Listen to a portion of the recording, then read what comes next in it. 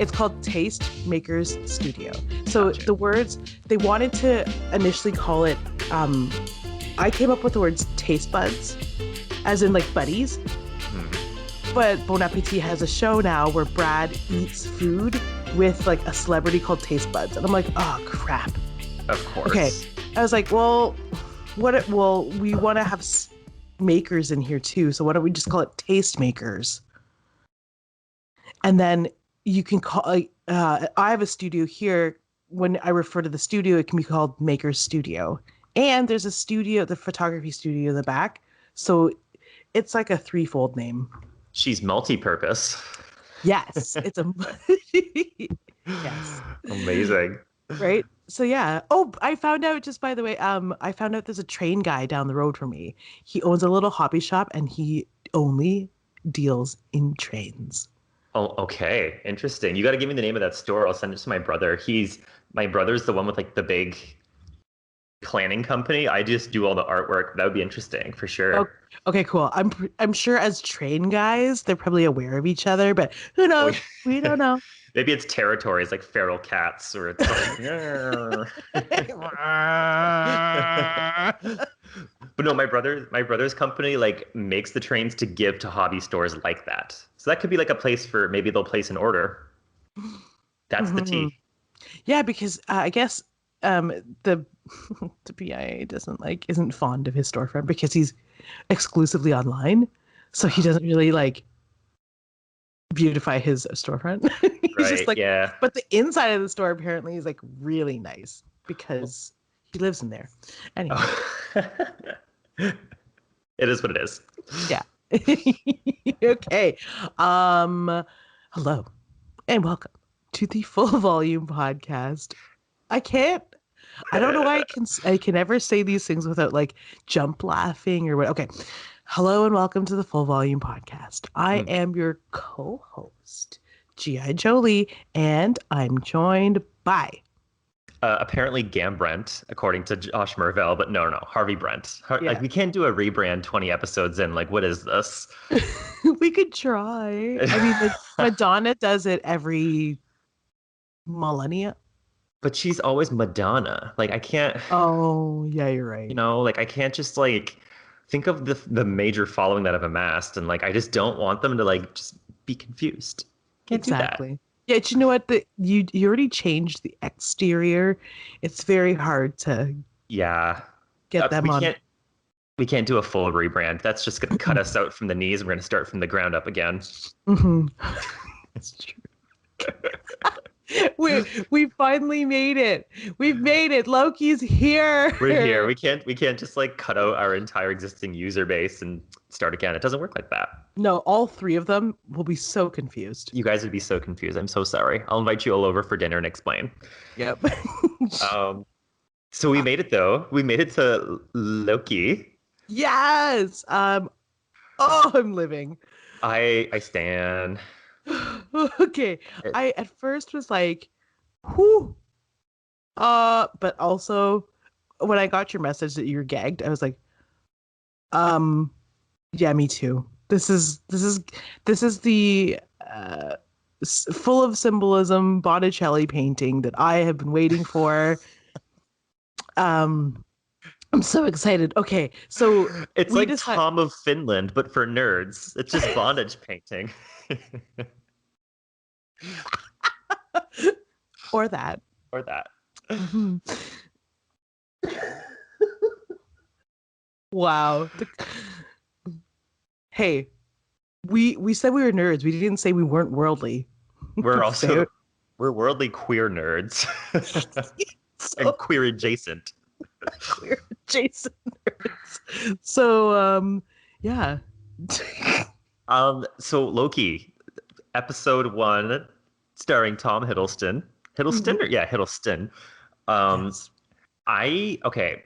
Going in, I just knew that I was going to be into the concept just because it's dealing with timelines and multiverse and like, oh, they can have so much fun with that.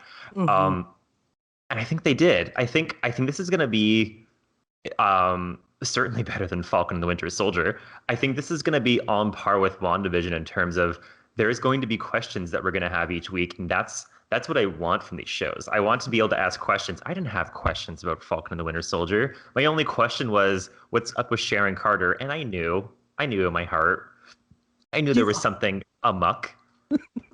But Yes. with Loki though, I already have so many questions. Like they can do so much with it. What they did instantly in this episode was that I don't know. I was gonna jump into like the middle of the episode. Should I hold my horses? Well, did you make your list of 3 things? I guess we No. could come up. Okay.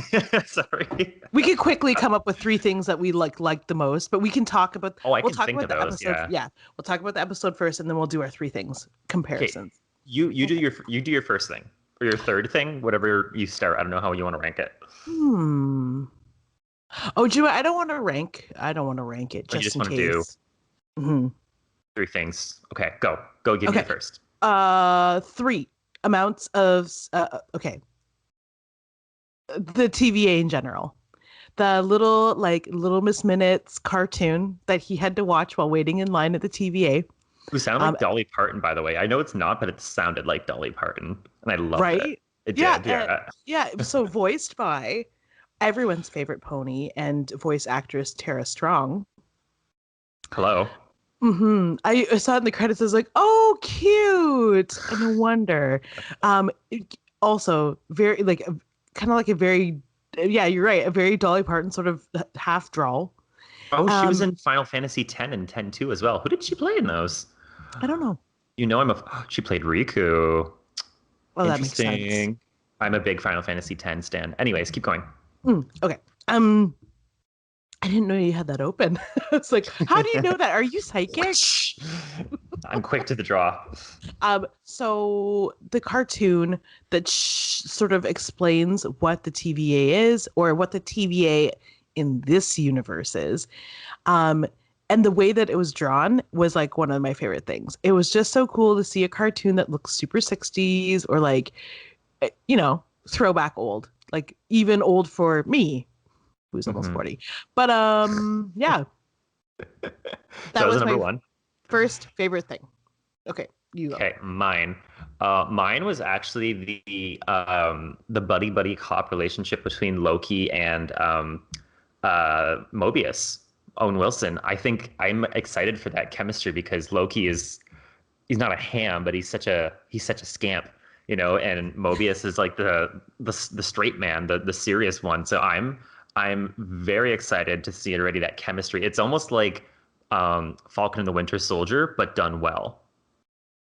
You know? That's what I'm here for. In terms of like that duo, that good cop, not good cop, bad cop, because I think they're, well, maybe Loki's the bad cop, but I mean it's just that like buddy relationship. Into it. Okay, so number 2 on my list of favorite things, the reinterpretation of the story of DB Cooper. That's a good one.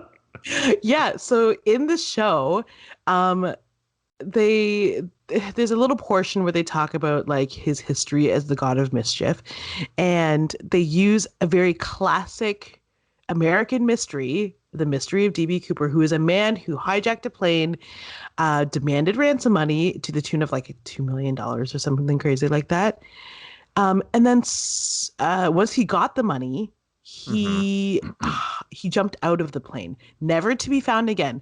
They only called him DB Cooper because the name, he had registered his ticket under the name Dan Cooper, which is a pseudonym. No one knows who the actual person was who hijacked or who demanded this money and then just jumped out of the plane.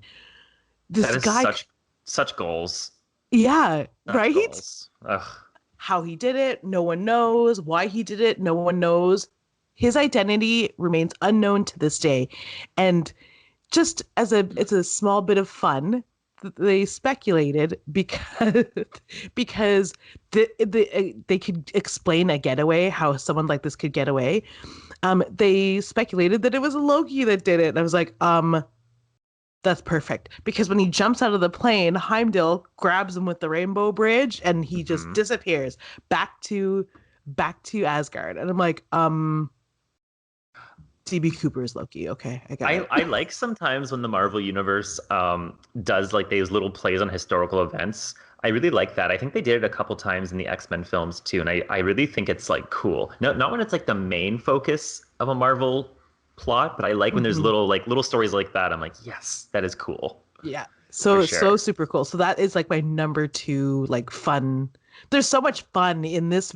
It was so hard to like pick just three, but that's my Mhm. fun. Okay. My number two is probably going to be, you might disagree with this one, the slideshow recap of the major events of Loki in the MCU so far, thus far. I thought that was a helpful reminder considering I didn't watch all the MCU movies before starting to watch all these No, I have. I've watched all the movies, but I mean, Okay. I haven't watched them all again in preparation for all of these TV shows. So Yeah. I was just like, oh yes, of course. Oh yes, that happened in that order. Oh yes, yes, yes. And like I thought it was kind of interesting that like Loki didn't know that his decision to mislead was it Thor in Asgard about pointing the directions caused the death of his mother. That is Yeah. the T. I forgot that Loki didn't know that though. Yeah, I forgot that too. And I was Yeah, like, why is he so heartbroken? Holy crap, he didn't know. it was on him. It was on him. No, I love that. I love the recap of all of that, and, and then leading up to his death, and then like almost has like this like aha moment when he's watching it, and he's like, oh my God, I wasn't gonna live, and like he has a second chance at life, and then about the whole. I'm literally jumping the gun here, but the whole like getting, the fact that everybody has a purpose in the Time Variant Authority, right? Everybody has a Mhm. purpose, and his was to bring out the best in others, usually at his own expense, aka the Avengers. And so that was just him kind of having that aha moment, being like, you know what they call that in wrestling? They call that a jobber. It's the person that always takes the pin and loses the match, but they do it to make their opponent look better. Yeah. You carry them through the match, and then you eat the pin at the end and lose so that your opponent looks better. Loki is the jobber of the MCU. And a good jobber he is. Speaking of positions, there's a show tangent. But it's an adjacent tangent, but it's like DC adjacent. There's a show called Heels, and it Like, okay, stars yeah. Stephen Amell. They play two wrestling heels. Why? Okay, is that newish? Because I've heard of that, but I haven't seen it advertised anywhere. I think I saw it flipping through Crave. Stephen Amell Love Hewitt. Heels. Um, it is 2021. Okay. Okay, yeah, I kind of have heard of this, but I haven't like seen like an actual Yeah. trailer for it. Oh, it hasn't come out yet. That's probably why. Yeah. Okay. Okay. So yeah, she's coming out. She's gonna be released, but it will be. I don't know. I just want to let you know. I know how big a wrestling fan you are. At times, I'm like a sporadic fan. But Mhm. it's just like one of those things where it's almost like a cult where like if you've been indoctrinated into it, you can't leave it. You know? It's Yeah, it's like all Amish people, even some who've decided to leave the family or fold, they're still Amish. you still yeah. And like not that being Amish is a cult, being in wrestling is a cult. I think being a wrestler, like in that universe as a cult, and you probably have more fun as a cult member, but when you own the cult you make a lot more money. So like I would like to own a wrestling organization. That would be the dream one day. You're right. I did not mean to No, I know what you mean. equate. Yeah, I was like, wait, oh, that's gonna get misconstrued. Yeah, no, we don't think they're a cult. It's just No, yeah. there are similarities. That's it. Yeah, yeah, for sure. And wrestling is almost you know what? Wrestling's not a cult, wrestling is a religion. It's a lifestyle. Aha, There we go. that's That's better. a positive spin, I think, on it. So yes. Mhm. That's the Okay. T. That's my number two. What's your number three?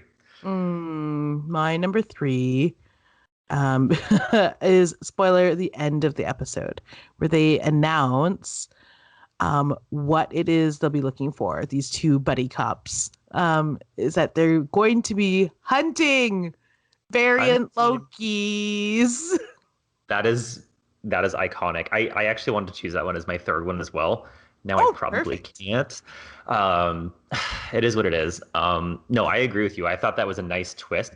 I guess my number three moment would be Hunter B-15 then. We love her. She was a badass. She was Mm. constantly roughing up Loki. She's played by Wonmi Mosaku. And so she was the one that first found Loki in the Gobi Desert in Mongolia and strapped the collar on him and knocked him in the face. And like he was just like his cheeks were rippling. She has a really good run throughout this episode as kind of the Tom to Loki's Jerry, you know, in terms of chasing him around. So I enjoyed her. She was great. I hope we better see more. And since the variants are killing Minutemen, I hope she doesn't die. Well, we'll have to see. Yeah, that's one of my questions. Are we hunting multiple Loki variants or one? You know, have multiple Lokis from different timelines come together and may, you know, a bunch of jobbers getting together so that, you know, they're finally successful instead of always losing. Yeah, and do you know what I'm really scared of? Is that they, I feel like they will get together, because we all know that this is what this is culminating, what this is all working towards, which is Doctor Strange and the Multiverse of Madness. So despite what the video showed us in the TVA, there is one glorious timeline, but in order to have a multiverse of madness, there needs to be multiple timelines. Yeah, that is the T. I would think hopefully by the end of this series we would see a divergence, and I think maybe going forward the big scope of the MCU for Phase 4 and beyond is timeline wars. You know, like alternate timelines warring together instead of the Infinity Stones. Which, by the way, the Infinity Stones being reduced to paperweights, iconic. I forgot about that. Do you know what? Iconic. If number one wasn't the announcement of what we are actually doing with the series, it would have been those Infinity Stones. He just opens the drawer and he's like, "Where did you get these?" He's like, "Oh, those." Whatever. Like that guy uses them as paperweights. Yeah. What a way to like escalate you know, where we're at now. It's like, oh, we're not even dealing with powers anymore. We're dealing with reality. Like, yeah. Like, forget everything forget everything that was the last 10 years of your life. Mm-hmm. That's peanuts compared to this. It's paperweights. The thought that the earth lost half of its inhabitants because someone needed these stones. Yeah. And it's like, whatever, chuck them in a drawer. We'll fix it. Like, you know, which is crazy. That makes me think too, like, was Thanos meant to happen? And I wonder if we're going to get those answers, because Thanos just like, you know, snapped and half the world went away, and the TVA did not correct that. But Doctor Strange did eventually, right? You know, he went through the 14 million possibilities and then they went back in time. So like, oh, I guess it sounds like, no, I think actually there might have been a line. I apologize. You watched it twice. I only watched it once. Wasn't there not a line about the Avengers? They were supposed to go back in time.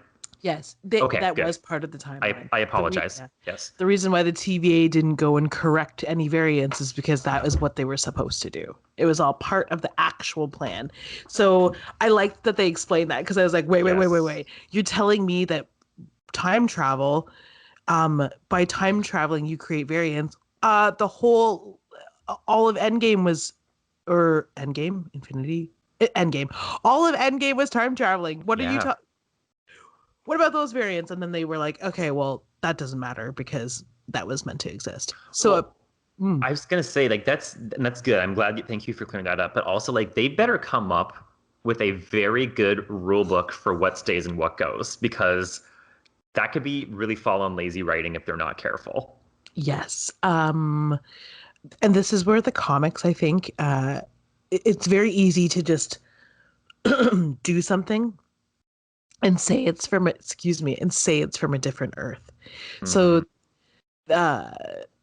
based on the film footage that they show Loki, it says ETH 616. So we're to assume that 616 is the main timeline as it is in the comics. My hope is that they don't just start like you said, making mistakes in the writer's room without like a Marvel 616 Bible. Um, is that they explain anomalies in the writing by saying, "Oh, that's just another universe. It's just another universe." Hmm. Again, to me, I don't want to say that it's kind of a mechanism that is used lazily in the comics, but I guess I am kind of saying that. Yeah. Well, Vampires, vampires, X-Men. Anyway. Jubilee. Serving me Jubilee vampiric realness. Yeah. I didn't forget Marvel. We Mm-mm. don't, lest we forget. Mm-mm. That because that was some bullshit. um, yeah. Do we even do an episode recap at this point? I feel like we just went for everything.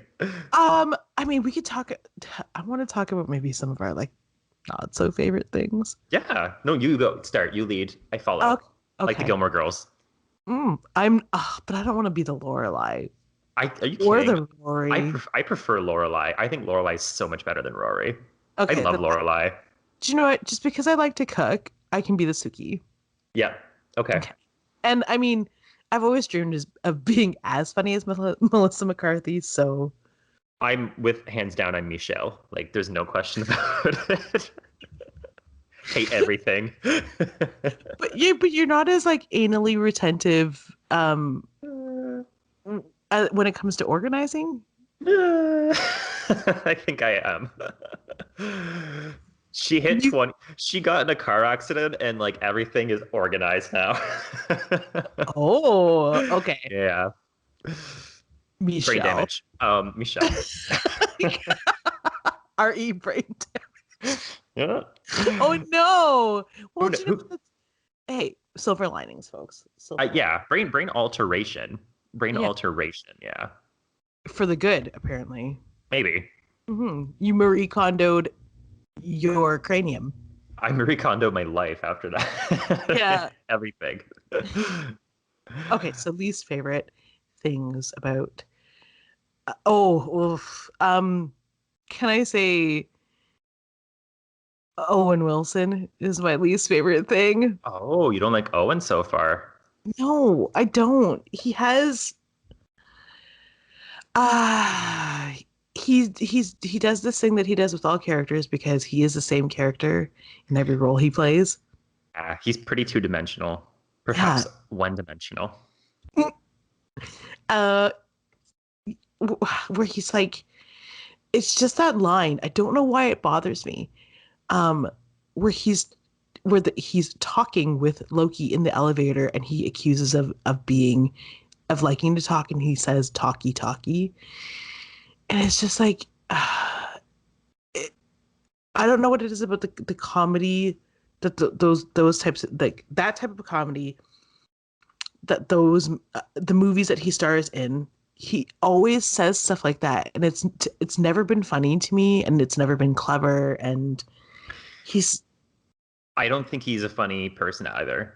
I no. I don't. I'm not. I've never been into his humor, so I agree with you there. But I do think in this respect, I think he might be a good person for this role because he is so boring that it's kind of nice for him to play against Loki, against Yeah. Tom Hiddleston, because Tom Hiddleston's a scamp. He's a charismatic scamp.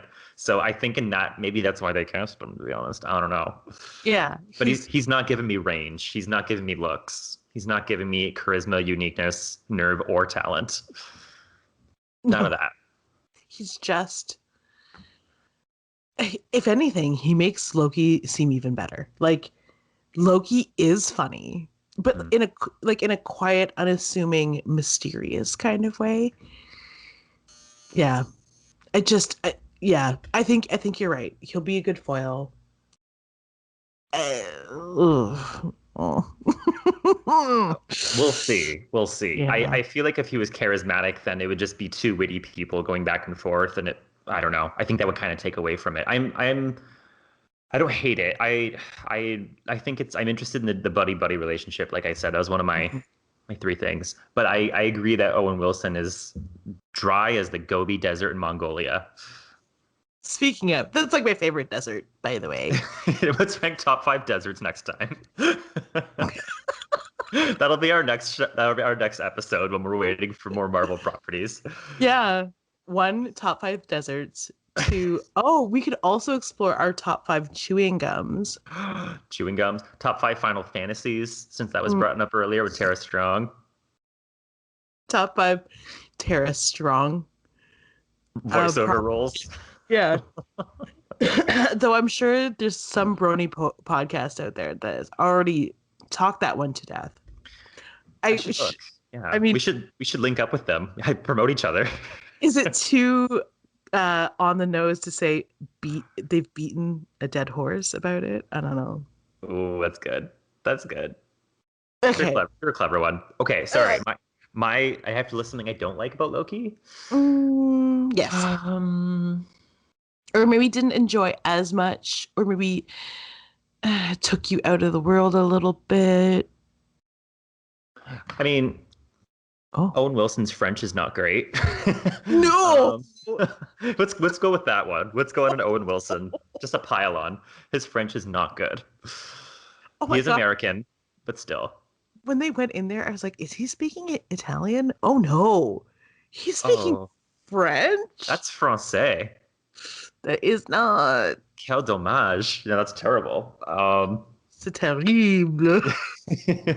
So that's my. If I had to choose a little thing to nitpick, yeah, I'd be that. Not a fan.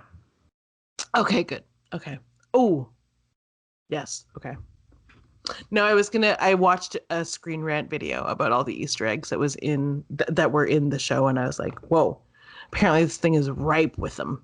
Was this the stained glass window of the devil? Because, like, is that considered an Easter egg? No, why? Is that serving us Mephisto realness?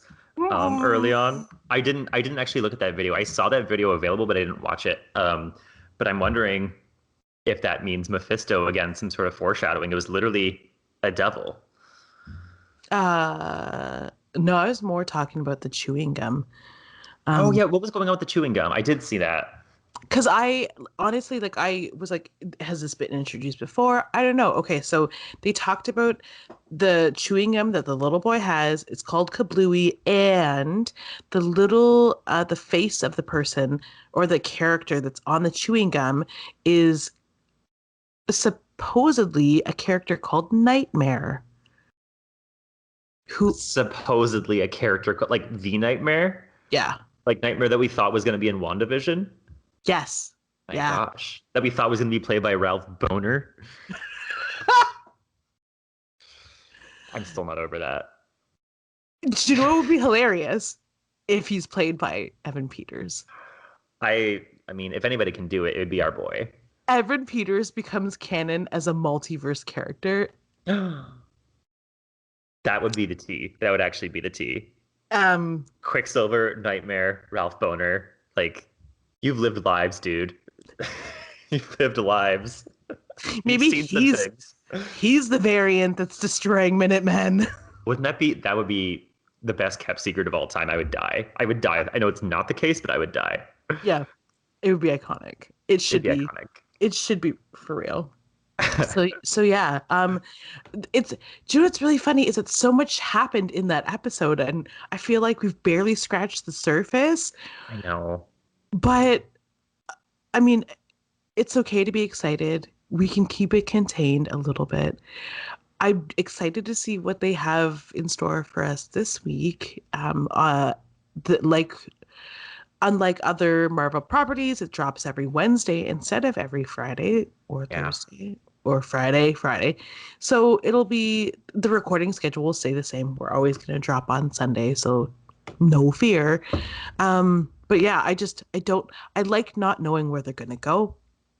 I like not having to speculate too much based on comics knowledge, which again, like Wanda and the Vision, is a very small amount for myself. I'm not sure how read you are on these characters, Harvey, Brent, but I mean, again, Thor's not my wheelhouse. I think out of all the Marvel TV shows so far, I was probably most familiar with Wanda because of her X-Men ties. Yeah. So I like it. I'm excited about this. Like just oh so excited. Oh, speaking of Vision, do you Yeah. remember when you, me, and Josh Mervell had that like speculative conversation where Paul Bettany gave an interview and said he worked with an actor that he's always wanted to work with, and it was a big secret cameo. And remember how like no Al Pacino showed up and no, whatever, no Ian McKellen showed up. Do you know who he was talking about? He was talking about himself when he played White Vision and he interacted with normal Vision. And I'm like, he's so lucky that blew over. The fans would have put him on a roast and eaten him alive. He would have been at your snack shop. Yep. Cut up into up. Sundays hand Sammys. Hand Sammy's outdoor barbacoa. Like that's what he would have been. Yeah, I read an article on the other day and I was like, I need to tell Jolie because oh my god, that's like it's so funny, but also like such a you're lucky the fans forgot kind of. Mm-hmm. Or else we would have blackened Vision would have been on the menu. Yes. And this girl's favorite anything is blackened. So yes. Right. So this week, while short, we want to thank you for listening. We always do. You can tune into next week's episode. We drop them every Sunday on Spotify, Apple Podcasts, iHeartRadio carries it now, Amazon Music, pretty much wherever you listen to your favorite podcasts. So if you're like a podcast aggregator, all you gotta do is search Full Volume Podcast. There we are. Mm-hmm. There we are.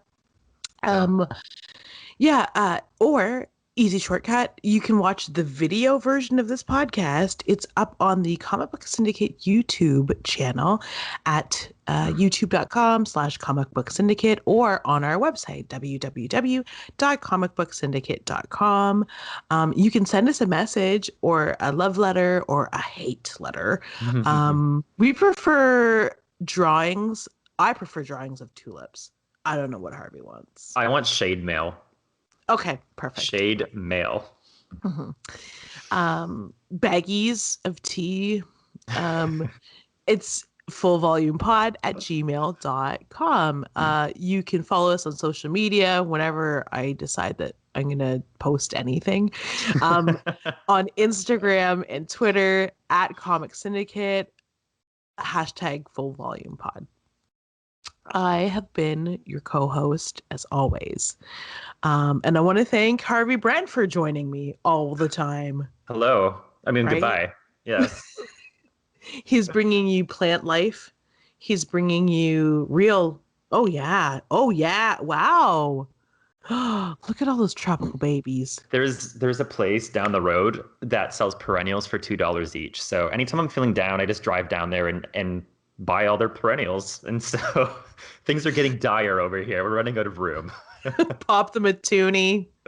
Literally. Yeah. I just like throw like a 10 in their glass jar and just take all the perennials. So I'm obsessed. Becoming a plant hoe now. I really like that pot that's hanging on the driftwood.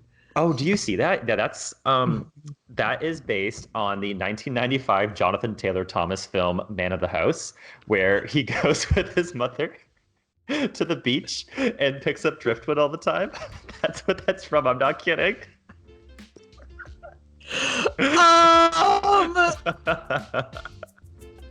Okay.